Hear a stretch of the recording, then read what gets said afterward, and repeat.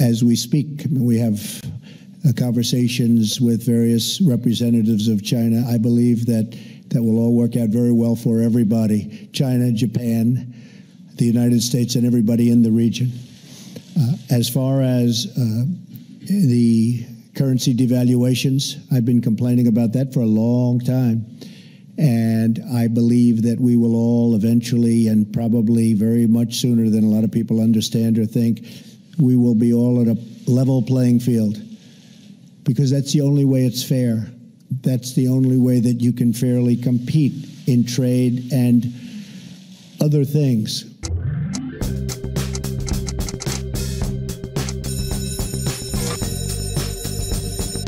Can XRP become the next global reserve currency? Guys, it's time to connect the dots. The US dollar is used as a reserve currency for most global international trades and debt denomination. And it is weakening, and its situation is getting worrisome as the US debt is getting larger and larger.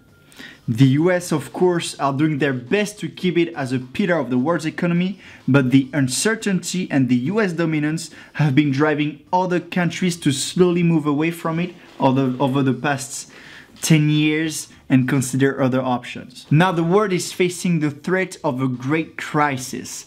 As you may know, the economy is cyclic with a crash in average every 7 years, which almost never exceeds 10 years. The last crisis was in 2008, 10 years ago. Now the world is interconnected as never before, and the US debt has never been higher. We're heading straight into war, but there will be winners. So first, let's take a look at why have the US dollar become the base currency. Well, in 1944 in Bretton Woods, 44 nations gathered to develop a new international monetary system, named the Bretton Woods system. It was aimed to ensure exchange rate stability, prevent competitive devaluation, and promote growth. Same level playing field, as would say Trump. The system became fully operational in 1958, which means that countries then settled the international accounts in dollars that could be converted to gold at a rate of $35 per ounce. But the transactions for gold had to go through the US government. So the US government were managing all the transactions for gold. They were controlling every gold transaction. So from that time on, every dollar was backed by gold and other currencies were pegged to the dollar, giving birth to what we know as fiat currencies. But then there's been the Nixon shock. Other countries then realized that this system was too advantageous for the US. So they decided to start selling the dollar for gold. France called it America's exorbitant privilege. And then they started to acquire gold, just as Switzerland did. Several other conditions like the Vietnam War, extravagant domestic spending habits, and diplomatic tensions with Saudi Arabia led to devaluation of the US dollar and the economic crisis in the US. So at first Nixon froze most of the trading from dollar to gold. But he then unexpectedly entirely untied the dollar from gold and made a deal with Saudi Arabia to make all oil transactions in dollar in exchange for military protection, weapons, and some other conditions. And Saudi Arabia had to invest back these dollars in US debt and assets. That was called petrodollar recycling. And it is fully beneficial for the US. But not only that, it doesn't stop here. By 1975, every OPEC members around the world had agreed to sell their oil only in dollars for price stability. This forced every oil importer countries to keep liquidity in US dollars. And what is the only way for these countries to get dollars? Well, it's to export goods into USA. Again, fully beneficial. Now the US has an insane advantage over all of the other countries of the world. But the wind is changing direction.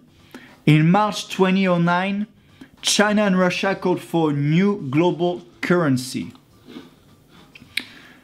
They want the world to create a reserve currency that is disconnected from individual nations and is able to remain stable in the long run, thus removing the inherent deficiencies caused by using credit-based national currencies.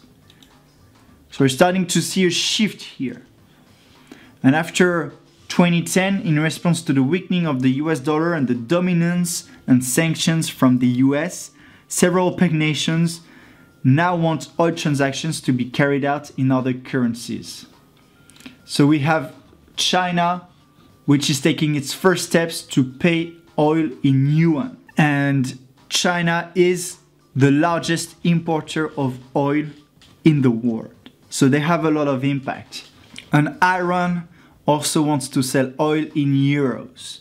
So they're taking measures to reduce their dependence to the US dollar and to the US in general. So the dollar is losing market shares, therefore losing power. So with the system they've created, the US is clearly taking advantage of every country in the world.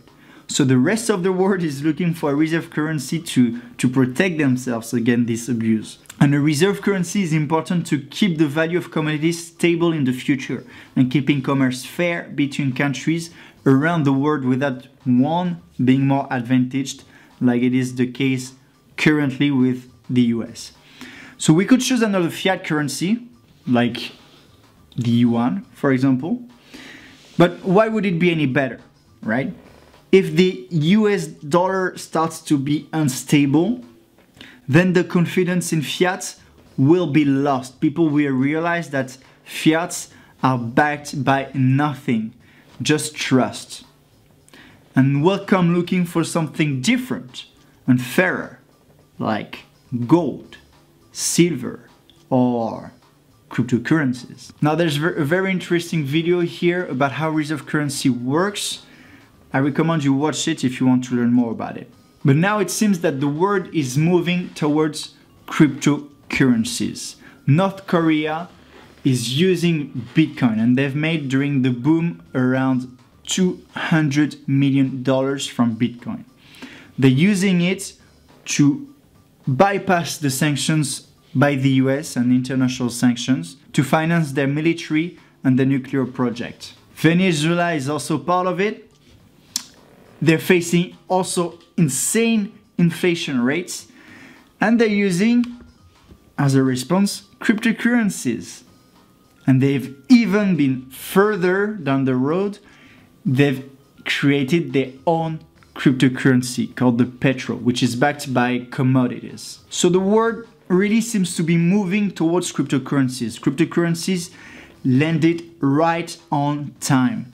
They've had time to develop, and now they're getting mature. And when we'll really need them, they'll be here. A crisis could really see the adoption of cryptocurrencies skyrocket.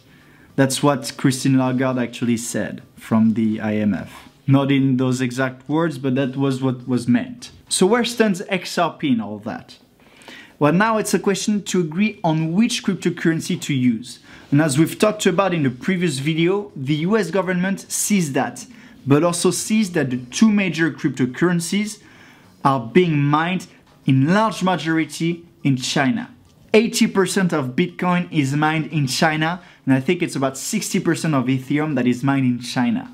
So the US are starting to show interest in XRP, which makes total sense. They don't want China to dominate through Bitcoin and Ethereum. Plus, it is an American company that manages it, Ripple, and it is the most efficient by far. Look at that. This is Ripple's website about XRP. Look at that. The speed is insane, 4 seconds, and it's scalable enough for global reserve currency. It can be up to 50,000 transactions per second. It is as much as Visa. Also, XRP does not require mining, which is much more sustainable and doesn't depend on miners. And it is not controlled by any entity. Ripple doesn't control XRP. They're just using it for their use cases. It is so efficient that in 4 seconds for a transaction, it is almost impossible to have volatility. Now look at that. RippleNet is starting to be connected to national banks. National Commercial Bank of Saudi Arabia joins RippleNet. And I think the Central Bank of Canada has done the same, or they're at least looking to. And Ripple have a whole team talking with governments, we know that. So they're really way ahead of other cryptocurrencies in talking with these governments. It seems like the obvious choice to me. They're way ahead in the contacts they have, they're way ahead with the technology, the efficiency, everything. So if we had to choose a cryptocurrency, why wouldn't we use the best one? I mean, it doesn't really make sense not to use the best one if there's no actual reason why. So the US is still in a dominating position. They're threatened and things will inevitably change for them and for the other countries of the world. They still have power to choose how it will change, and this is important. They can't let China dominate the future through Bitcoin and Ethereum. It is in their best interest that the change involves XRP. Trump said that this change will happen sooner than we may realize. Was he talking about XRP or another cryptocurrency? Will XRP become the world's reserve currency? Let's continue the debate in the comment section. And for the naysayers, and all the negative articles we've had to get through throughout the year, I've read an interesting thought, and I'll leave you on this one. If the blockchain and Bitcoin are such a dire threat to the centralization of the establishment, why are they rapidly laying all the groundwork necessary for blockchain systems to replace paper currencies?